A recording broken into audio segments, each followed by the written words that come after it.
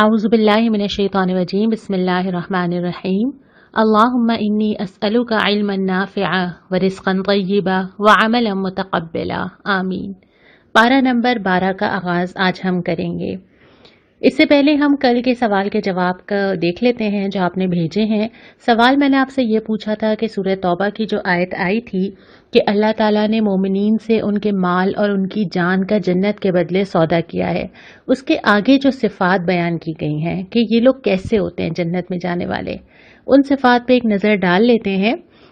ये तमाम वो सिफ़ात हैं जो इससे पहले हमने मुख्तलिफ़ मौक़े पे मुख्तलिफ़ सिपारों में पढ़ ली हैं। पहली है कि ये लोग अल्लाह की तरफ पलटते हैं, बार बार पलटते हैं, गलती हो जाती है तौबा कर लेते हैं और सिद्क़े दिल के साथ करते हैं। उसके बाद दूसरा ये कि अल्लाह की बंदगी बजा लाते हैं, अपने आप को अल्लाह की अताअत में दे देते हैं, अल्लाह की तारीफ़ के गुण गाने वाले, अल्लाह की निशानियों को देखने वाले, अल्लाह ताला की बनाई हुई चीज़ों को देख के सुभान अल्लाह अल्हम्दुलिल्लाह कहने वाले। फिर उसके बाद है उसकी खातिर ज़मीन में गर्दिश करने वाले, यानी इनकी तमाम दौड़ धूप अल्लाह के लिए है। घर से निकलते हैं, कहीं जाते हैं, किसी से मिलते हैं, कहीं वक्त लगाते हैं, तो ये तमाम चीज़ें अल्लाह के लिए हैं। उसके आगे रुकू और सजदे करने वाले, यानी उनकी इबादत।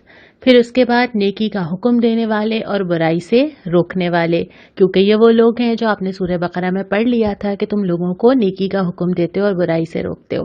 और आखिर में है कि अल्लाह की हुदूद की हिफाजत करने वाले हैं, जो अभी हमने सूरह निसा, सूरह माइदा मुख्तलिफ जगह ये पढ़ा है कि अल्लाह की दी हुई हुदूद की और बंदिशों की पाबंदी करो। तो ये तमाम सिफ़ात होती हैं उन लोगों के अंदर जो जन्नत में जाना चाहते हैं। इसकी रोशनी में हम अपना जायज़ा ज़रूर लेंगे। अब हम आ जाते हैं पारा नंबर 12 के ऊपर। पिछले पारे के बिल्कुल आखिरी सफ़े पे सूरह हूद शुरू हुई थी, तो आज हम सूरह हूद से इब्तिदा करते हैं। ये भी मक्की सूरत है और इसका अंदाज़े बयान भी यही है कि इंसान को ईमान की तरफ मुतवज्जे किया जाता है, मिसालें दी जाती हैं, समझाया जाता है। शुरू होती है कि अल्लाह ताला सीनों में छुपे हुए भेदों से भी वाकिफ़ है। ये बहुत तसल्ली देने वाली आयत भी है और बहुत डराने वाली आयत भी है। अल्लाह ताला जानता है जो हम सब ने अपने सीनों के अंदर छुपाया हुआ है। बहुत सारी चीज़ें ऐसी हैं जो हम करना चाहते हैं, कर नहीं पाते। कोई रास्ता ऐसा है जिस पे चलना चाहते हैं, चल नहीं पाते। अपनी ज़िंदगी को बेहतर करना चाहते हैं, लेकिन बहुत सारी मुश्किलात सामने आ जाती हैं। बहुत कुछ अल्लाह के लिए लगाना चाहते हैं, शायद मैसर नहीं है। तो यहाँ पे तो अल्लाह ताला तसल्ली ये दे ही रहा है, जो हमने कल की सूरत में भी पढ़ा था कि जो अल्लाह के लिए अपनी नीयत को खालिस करते हैं, अल्लाह ताला उनको अजर देता है।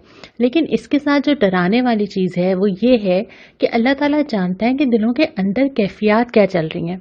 किसी के साथ अच्छे ताल्लुकात हैं तो क्यों हैं, किसी की कोई चीज़ माफ़ की जा रही है तो क्यों माफ़ की जा रही है, किसी के साथ खुशदिली से मुलाकात की जा रही है तो क्यों की जा रही है, दिल के अंदर की कैफियत क्या है। कहीं दिल में कोई गुस्सा, गज़ब, कीना, कोई ऐसी चीज़ तो नहीं है। तो अल्लाह ताला जितने भी आमाल इंसान दुनिया में करेगा उसकी कदर व कीमत क्या होनी चाहिए, ये तय इस बुनियाद पे करेगा कि दिल के अंदर क्या चल रहा है। फिर उसके बाद फरमाया कि ये अक़ीदा ज़रूर होना चाहिए जो ज़िंदगी की बहुत सारी चीज़ों की इस्लाह कर देगा कि हर जानदार का रिज़्क़ अल्लाह के ज़िम्मे है। अल्लाह ताला चाहता है कि इंसान तिजारत भी करे, कोशिश भी करे, लेकिन अक़ीदा ये रखे कि अल्लाह ने अपने ज़िम्मे लिया हुआ है कि हर एक को उसका रिज़्क़ पहुँचाएँ। फिर उसके बाद वही दोबारा सिखाया गया सबक जो हमने कई दफ़ा पहले पढ़ा है कि मोमिनीन सब्र और शुक्र करते हैं, हर हालत में से निकल जाते हैं। सब्र और शुक्र हर हाल में मतलूब है। ये नहीं है कि जब बहुत मिले तो शुक्र करूं और जब ना मिले तो सब्र करूं। दोनों सूरतों में अगर बहुत ज़्यादा मिल भी जाए तब भी सब्र यह है कि इंसान के अंदर ठहराव हो और वापस से बाहर ना हो, और अगर ना मिले तब भी अल्लाह का शुक्र करना मतलूब है। फिर एक सवाल किया है कि क्या अंधा और बीना बराबर हो सकते हैं? जिसको हिदायत नज़र आ रही हो और जिसको ना आ रही हो, दोनों के अमाल एक जैसे तो नहीं होंगे। और उसके बाद जाके फिर मौजू बदलता है अम्बिया की तरफ। बहुत सारे नबियों का जिक्र किया जाता है और इन हालात में किया जाता है कि लोगों को इस्लाम की तरफ बुलाया जा रहा है, और ये सारी चीज़ें हिस्ट्री में कई दफ़ा रिपीट हो चुकी हैं, पहले भी हो चुकी हैं, और शायद हम भी कहीं इसका कहीं ना कहीं कोई हिस्सा देख रहे हों। शुरू होता है हज़रत नूह की तरफ से, अपनी कौम को बुलाते हैं और क्या फरमाते हैं, सारे अंबिया की जितनी भी अल्लाह ताला ने तस्कीर जिक्र की है, जो वो अपनी कौम से मुखातिब करते हैं, वो एक ही बात है, اللہ کی بندگی کرو، میں اللہ کا بھیجا ہوا رسول ہوں، میں تمہیں اپنی طرف نہیں بلاتا، اللہ کی طرف بلاتا ہوں، اور مجھے تم سے کوئی اجر نہیں چاہیے۔ یہ ایک دین کی طرف بلانے والے کے لازمی خطبہ یا لازمی چیزیں کہ اس کو اپنے لیے کچھ نہیں چاہیے، نہ شہرت چاہیے، نہ پیسہ چاہیے، نہ تعریف چاہیے، وہ بلاتا ہے اللہ کی طرف۔ اور وہ لوگوں کو یہ نہیں کہے گا کہ میری اطاعت کرو، وہ تو یہ کہے گا کہ اللہ کی اطاعت کرو۔ اور تمام انبیاء نے اور پھر نبی کریم صلی اللہ علیہ وسلم نے یہی دعوت دی۔ حضرت نوح کی قوم کا ذکر ہے کہ وہ بلاتے ہیں، ان کی قوم کہتی ہے کہ نہیں، آپ تو عام سے انسان لگتے ہیں، آپ میں ہمیں کوئی نشانی یا کوئی غیر معمولی چیز نظر نہیں آتی۔ قوم نہیں مانتی، نتیجہ کیا آتا ہے؟ اللہ کا عذاب آتا ہے۔ لیکن ان اہل ایمان کو بچا لیا جاتا ہے جو اللہ کی ہدایت کے مطابق کشتی میں سوار ہوتے ہیں۔ حضرت نوح کہتے بھی ہیں کہ میرا بیٹا ڈوب رہا ہے، اور پھر کہتے ہیں کہ وہ تو میرے اہل و عیال میں سے تھا، تو اللہ تعالیٰ فرماتے ہیں کہ نہیں، آپ کے اہل و عیال تو وہی لوگ ہیں جو ایمان لائے، یعنی خونی رشتوں سے زیادہ مقدم وہ رشتے ہیں جن سے ایمان کا رشتہ ہے۔ پھر اس کے بعد ہم آ جاتے ہیں دوسرے ربع کے اوپر، وہی سلسلہ کلام چل رہا ہے۔ پہلے ذکر آتا ہے حضرت ہود دعوت لے کے جاتے ہیں قوم عاد کی طرف، یہی بات کہتے ہیں میں کوئی اجر نہیں مانگتا، اللہ کی بندگی کرو۔ قوم کہتی ہے کہ کوئی سری گواہی نہیں ہے، کوئی سری شہادت ہی نہیں ہے آپ کے پاس جس سے ہمیں اندازہ ہو کہ آپ اللہ کے نبی ہیں، وہ بھی انکار کرتی ہے، اللہ کے عذاب کو دعوت دیتی ہے اور اس پہ بھی عذاب آتا ہے، لیکن اہل ایمان بچا لیے جاتے ہیں۔ پھر حضرت صالح دعوت دیتے ہیں قوم سمود کو، اسی طرح پکارتے ہیں، یہی الفاظ استعمال کرتے ہیں، لیکن اس کے بعد کیا ہوتا ہے؟ وہ کہتے ہیں کہ دیکھو اللہ کی دی ہوئی نشانی یہ اونٹنی ہے، اس کے ساتھ تعرض نہ کرنا۔ قوم وہی کرتی ہے، نہیں مانتی، نتیجہ کیا نکلتا ہے؟ عذاب الہی، لیکن اہل ایمان کو بچا لیا جاتا ہے۔ پھر اس کے بعد حضرت لوط کی قوم کی باری آتی ہے۔ جب فرشتے جاتے ہیں تو پہلے وہ حضرت ابراہیم کے پاس جاتے ہیں، اور حضرت ابراہیم کو اندازہ ہو جاتا ہے کہ یہ حضرت لوط کی قوم کی طرف جا رہے ہیں۔ اس کے بعد یہ حضرت لوط کی طرف جاتے ہیں، اور وہاں جا کے بھی ان کو بتایا جاتا ہے، خبردار کیا جاتا ہے، اور آخر کار وہ قوم انکار کرتی ہے، عذاب الہی آتا ہے، لیکن اہل ایمان کو وہاں پر بھی بچا لیا جاتا ہے۔ پھر اس کے بعد ہم تیسرے ربع کی طرف آتے ہیں۔ تیسرے ربع میں حضرت شعیب کی قوم کا ذکر ہے۔ حضرت شعیب اپنی قوم کو پکارتے ہیں، یہی الفاظ کہتے ہیں، اللہ کی بندگی کی دعوت کہتے ہیں، اللہ کے ساتھ کسی کو شرک نہ کرنے کی ہدایت کرتے ہیں، لیکن وہ قوم بھی نہیں مانتی، نتیجہ کیا نکلتا ہے؟ اللہ کا عذاب آتا ہے، لیکن اہل ایمان کو بچا لیا جاتا ہے۔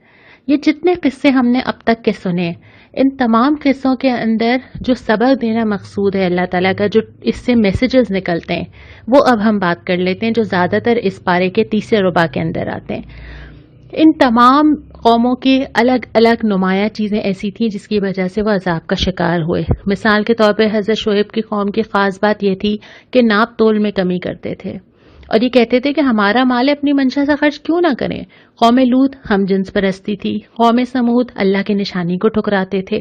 تو یہ تمام چیزیں اگر آپ قصے پڑھتے چلے جائیں گے تو آپ کو کسی پوائنٹ پہ یہ لگے گا کہ ہر قوم کی تو ایک تھی نا، ہمارے معاشرے میں ساری کی ساری ہیں، یعنی ہر قوم کی ایک پرومیننٹ چیز تھی جس کی وجہ سے اللہ کہتا ہے کہ ان کو عذاب ملا۔ میرے معاشرے میں مجھے یہ ساری نظر آتی ہیں۔ شاعر اللہ ہم نے پہلے بات کی تھی، جمعے کا دن، اس کی بے حرمتی نظر آتی ہے، ناپ تول میں کمی نظر آتی ہے، اپنی مرضی اپنی منشا سے مال خرچ کرنے کی خواہش نظر آتی ہے، یہ کہنا کہ ہم اپنے باپ دادا کے اس پہ چلیں گے یہ بھی نظر آتا ہے۔ تو وہ ساری چیزیں نظر آتی ہیں، اور اللہ تعالیٰ اس کے ساتھ ساتھ جو سبق دینا چاہتے ہیں وہ کیا ہے؟ تمہارا رب ایسے ہی کسی بھی ظالم بستی کو کسی بھی وقت پکڑ سکتا ہے، کبھی بھی یہ ہو سکتا ہے، اچانک، سوچا بھی نہ ہو، گمان بھی نہ ہو۔ دوسری بات یہ کہ جس نے جو عمل کیا ہے اس کا پورا پورا بدلہ اس کو ملے گا، چاہے اس نے نیکی کی ہوگی چاہے اس نے برائی کی ہوگی، اللہ تعالیٰ کے رجسٹر میں تمام لکھی جا رہی ہوں گی۔ پہلے یہ سمجھنا شاید مشکل ہوتا ہو، اب تو ہم اچھی طرح S D cards, phone memory, ساری چیزیں سمجھتے ہیں۔ اب تو ہم اچھی طرح جانتے ہیں کہ لائیو ٹرانسمیشن کیا ہے، ریکارڈڈ کیا ہے۔ تو اللہ تعالیٰ کے پاس جو ڈیٹا میرا اور آپ کا جمع ہو رہا ہے، ایک یو ایس بی ہم سب کی جو بن رہی ہے، تو وہ تو اللہ تعالیٰ کے لیے کوئی مشکل نہیں ہے کہ وہ تمام کی تمام چیزیں میرے سامنے لا کے کھڑا کر دے، چھوٹی چھوٹی چھوٹی چیزیں تو میں بھول بھی چکی ہوں۔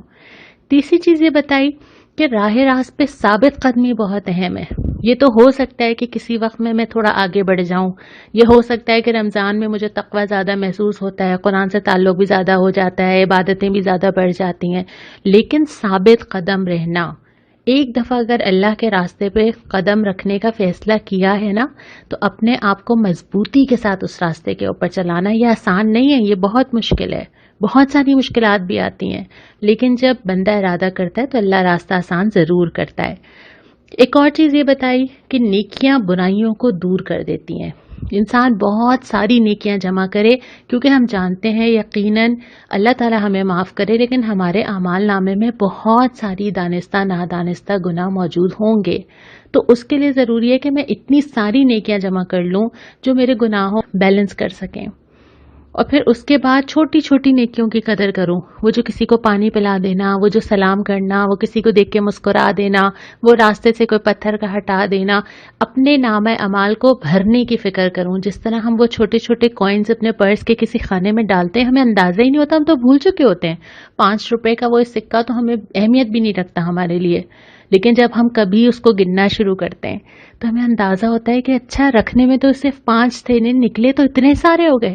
اسی طرح وہ نیکیوں کے جو کوئنز ہیں نا، ان کو ڈالتے جائیں ڈالتے جائیں ڈالتے جائیں، جب ضرورت ہوگی تو وہ اتنے سارے بن کے پہاڑ بن کے ہمارے سامنے آ سکتے ہیں۔ تو ان چھوٹی چھوٹی نیکیوں کو جو ہے ان کی بھی قدر کرنا اور ان کو بھی اہمیت دینا ضروری ہے۔ پھر اس کے بعد ایک اور چیز یہی فرمائی کہ نماز اور صبر، یہ ہم بار بار پڑھتے ہیں، یہ 2 چیزیں انسان کو تقویت دینے والی ہیں۔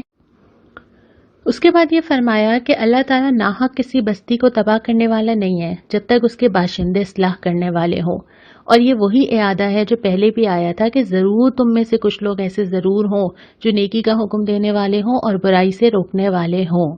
جب تک ایسے لوگ موجود رہتے ہیں، اللہ تعالیٰ کو یہ اس بات کی امید ہوتی ہے کہ کچھ لوگ ضرور ان میں سے بہتر ہو جائیں گے، ضرور بات سن لیں گے، لیکن جب سارے ہی لوگ اس میں مطمئن ہو جائیں تو پھر اللہ تعالیٰ بھی اس قوم کو غرق کر دیتا ہے۔ اور پھر فرمایا کہ کیوں نہ زمین میں کوئی اہل خیر رہے جو لوگوں کو متوجہ کرتے، کیوں نہ ایسے لوگ تھے جو لوگوں کو روکتے، صرف نیکی کا حکم ہی نہیں دینا، برائی کو بھی روکنا ہے، اس کی بھی یہاں پہ ساتھ ساتھ ہدایت کی گئی ہے۔ اس کے بعد پھر ہم آتے ہیں پارہ نمبر 12 کے 4 ربع کے اوپر۔ یہاں سے شروع ہوتی ہے سورہ یوسف، اور ایک طویل قصہ ہمیں حضرت یوسف علیہ السلام کا ملتا ہے۔ آغاز ہوتا ہے حضرت یوسف کے خواب سے کہ 11 ستارے، سورج اور چاند سجدہ کر رہے ہیں، اور وہ یہ خواب اپنے والد حضرت یعقوب علیہ السلام کو سناتے ہیں، اور ان کو منع کرتے ہیں ان کے والد کہ یہ خواب ابھی اپنے تک ہی رکھیں اور کسی اور کو نہ سنائیں۔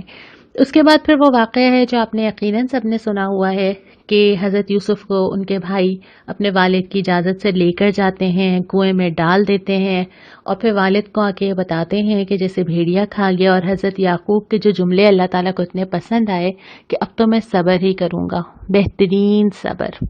اتنا اللہ تعالیٰ کو وہ صبر پسند آیا کہ ہمیں پڑھایا گیا کہ آج ہم اتنے 100 سال بعد بھی وہ قصہ یاد کر رہے ہیں۔ اور اس کے بعد اس واقعے میں یہ بھی پڑھایا گیا کہ ایک تدبیر ہے جو انسان کرتا ہے اور ایک تدبیر ہے جو اللہ کرتا ہے۔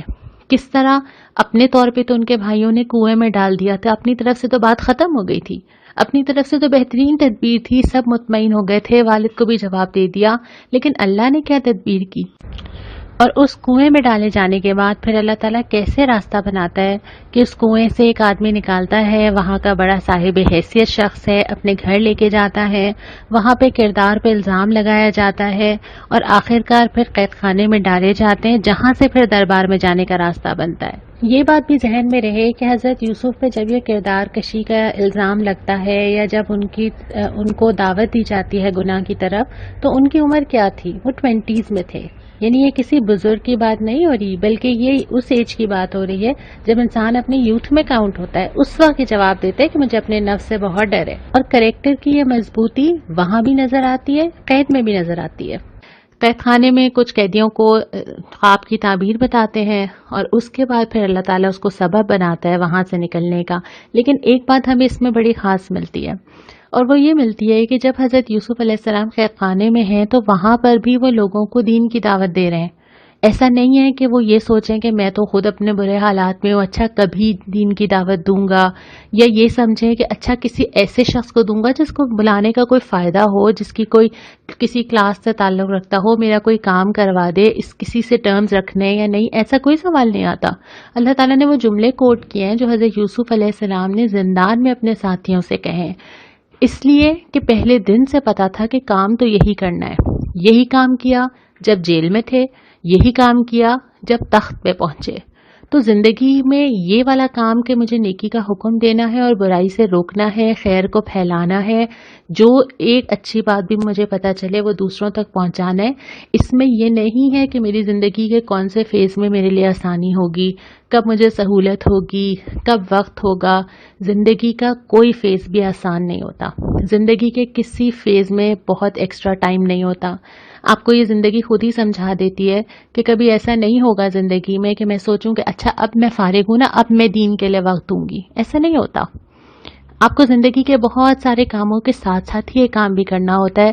دین کو سمجھنا بھی ہوتا ہے، سمجھانا بھی ہوتا ہے، آیتوں پہ عمل بھی کرنا ہوتا ہے، دوسروں کو بھی سکھانا ہوتا ہے. جیسے میں نے یہاں پہ حضرت یوسف کا ذکر کیا کہ جو زندہ میں ان کے ساتھی تھے اس وقت کو بھی انہوں نے استعمال کیا اور ان کو اللہ کی طرف بلایا. اس کے آگے یہی قصہ اگلے سپارے میں بھی ہے، تو ہم مزید تفصیل سے انشاءاللہ جب ہم 13واں سپارہ پڑھیں گے تو اس پہ مزید غور کریں گے. آج کا سوال بہت آسان ہے، لیکن اس کے لیے آپ یقیناً یہ آڈیو دوبارہ سنیں گے، اور اگر آپ نے نہیں سنی تو مجھے یہ بھی ضرور بتائیے گا. میرا خیال ہے کہ شاید دوبارہ سنے بغیر آپ اس کا جواب نہ دے سکیں. سوال یہ ہے کہ 12ویں پارے میں کتنے انبیاء کا ذکر آیا ہے، یعنی کتنے نبیوں کا نام ابھی اس سپارے کے اندر آیا ہے. اس کا جواب ضرور مجھے بھیجیے. کل انشاءاللہ تعالی ہم اس کا جواب 13ویں سپارے کے ساتھ دیکھیں گے. آج کی دعا اسی سپارے میں سورہ ہود کی آیت نمبر 47 ہے. رب انی اعوذ بک ان اسألک ما لیس لی بہ علم وَإِلَّا تَغْفِرْ لِي وَتَرْحَمْنِي أَكُن مِّنَ الْخَاسِرِينَ. اے میرے رب میں تیری پناہ مانگتا ہوں اس سے کہ وہ چیز تجھ سے مانگوں جس کا مجھے علم نہیں. اگر تو نے مجھے معاف نہ کیا اور رحم نہ فرمایا تو میں برباد ہو جاؤں گا. اللہ تعالی ہم سب پر رحم فرمائے اور ہم سب کو معاف کر دے. السلام علیکم ورحمۃ اللہ.